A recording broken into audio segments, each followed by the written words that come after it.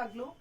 আমার কি বলবো, আমার একদম ছোট থেকে আমার কাছে পড়েছে, ক্লাস 2 থেকে আপ টু 12 অবধি আমার এই স্টুডেন্ট পড়েছে। আর আমাকে ঠিক মানে টানে যেন ও আমার কাছে আবার ফিরে এসছে। ও দিদির বাড়িতে এসছে দিদির সাথে দেখা করতে, বহু বছর পরেও আমাকে ভোলেনি।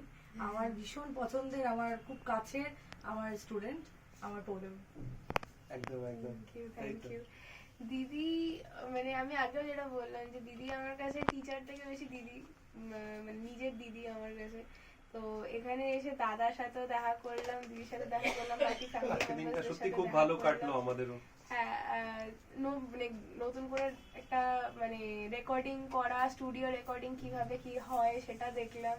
খুব একটা নতুন এক্সপিরিয়েন্স, ভালো লাগলো। আবারও আসবো। হ্যাঁ অবশ্যই, আবারও এসে আবারও গান করবো। আর দিদির সঙ্গে সব দেখা করে পুরনো সব স্মৃতি মনে পড়লো না? হ্যাঁ ডেফিনেটলি, মানে দিদির সাথে ছোটবেলা থেকে যেভাবে পড়াশোনা করাতো দিদি আমাকে, বা মানে যে খুনসুটি গুলো করেছি, দিদি অনেক সহ্য করেছে আমার রীতিমতো।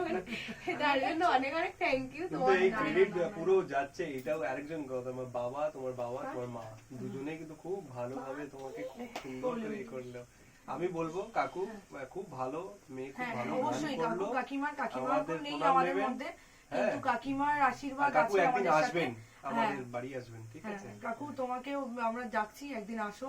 মেয়ে খুব সুন্দর গান করেছে, তুমি শোনো এসে। একদিন শোনাবো আমি, ঠিক আছে? ধন্যবাদ। আর আরেকটা কথা না বললেই নয়, যেটা হচ্ছে আমার মেয়ের নাম, যেটা সব থেকে মানে গুরুত্বপূর্ণ, যেটা আমি কোনোদিনও ভুলতে পারবো না। ও আমার সাথে এত ওতপ্রোত ভাবে জড়িয়ে গেছে। সেটা হচ্ছে আমার এই যে মিষ্টি মেয়েটা, এই মেয়েটির নাম যে আদিত্রি। 2 বছর পর্যন্ত নাম দেওয়া হয়নি না, 2 বছর নয়, 6-7 মাস পর্যন্ত ওর নাম ছিল না, কিন্তু আমরা ঠিক করতে পারিনি। কিন্তু ও আমাদের ঠিক একটা সঠিক নাম সিলেক্ট করেছে, আর সেই নামটি আমাদের কাছে খুবই প্রিয় হয়ে গেছে। এবং আমি জানি আপনাদেরও খুব প্রিয়, আর খুব সুন্দর লাগে এই নামটা বলতে। ওর আদিত্রি নামটা এই আমার স্টুডেন্টেরই দেওয়া। Thank you. আরে না।